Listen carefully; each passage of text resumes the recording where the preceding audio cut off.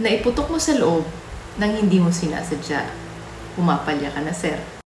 Parang may naamoy ako hindi maganda. Hello everyone! So once again, it's me, your nurse, Rami FC. And for today's vlog, ang topic po natin is what if withdrawal method ka, unfortunately, na-ejaculate mo, na ipasok mo sa loob nang hindi mo nga sinasadya. Di totoo yan. So, sorry na lang. So, matalon-talon ka, ganun. Or iinom ka ng Coke at paracetamol. Wait. So, ano nga ba dapat gawin? So, if you do like my content, mga madam and sir, no, just don't forget to please like, share, and subscribe sa aking YouTube channel po, Facebook page, Instagram, and TikTok account. So, maraming salamat po. God bless! So, ano nga ba itong tinatawag na emergency contraceptive pill? By the word itself, emergency. Ibig sabihin, pang kinakailangan lang. So, hindi po siya pang primary method. Ano ibig ko sabihin? Tulad ng mga birth control pills na araw-araw nyong iniinom. I-take note ko lamang po, ang ECP po ay hindi abortion pill. Hindi po siya nakaka-abort ng baby. So, ano po bang pinagkaiba ng ECP sa abortion pill? Tandaan na ang ECP po ay dinedelay lamang nito ang ovulation. Ibig sabihin po, madam, pinipigilan nito lumabas yung itlog sa inyong ovaryo para hindi niya makita o ma-meet yung tinatawag na sperm. Kasi nga po, hindi nga po sinasadya ni sir na pumalya at yan ay nakapasok. Diba, sir?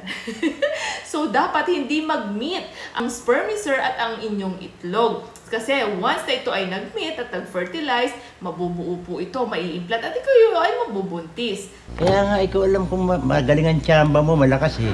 So, ano naman itong tinatawag na abortion pill? Itineterminate po nito ang pregnancy. Ibig sabihin po na fertilize na po ang egg, nag-meet na po ang sperm, at ang egg, nag-unite na. So, may fertilized egg na, nag-implant na, papunta sa inyong bahay bata. So, ibig sabihin, meron na pong baby. Yes po. At itong baby ito ay inilalabas. What?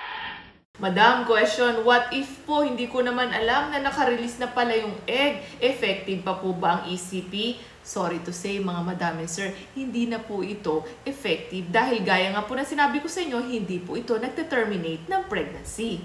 So, ano bang dapat gawin? Kailangan po natin ang USP method. Ano po ba ito? Kailangan nyo pong uminom ng 4 na tabletas ng oral contraceptive pill sa loob lamang po ng 72 hours or much better po after nyong makipagtalik. Hindi nyo na kailangan maghintay ng 72 hours para uminom noon.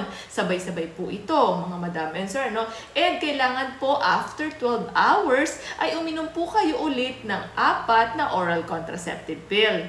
Take note of this, kung sakali po kayo ay sumuka within 2 hours po after nyong uminom ng 4 na tabletas, So, kailangan nyo po ulitin ulit yung dose na ito. So, ano po ba yung mga posibleng epekto kapag nag-take ka po nito? Pwedeng pananakit ng ulo, pagkahilo, pwede po kayong magbago ang inyong menstrual cycle. Like for example, pwede pong humina, pwede rin pong lumakas, pwedeng dati lang, pwede rin pong ma-delay ang inyong mens, So, pwede rin po kayo ditong maka-experience ng panghihina ng inyong katawan. Pero mas mainam pa rin po, mga madam and sir, magpakonsulta muna po tayo sa ating mga OBGYN, wag po tayo mag-self-medicate. Mas mainam po ito, lalo na po kung meron kayong mga iba't ibang karamdaman, mga madam and sir. So, this would be the end of my vlog. Thank you so much for watching and hopefully na may naiambag ako sa inyo for tonight. So, maraming salamat po. God bless!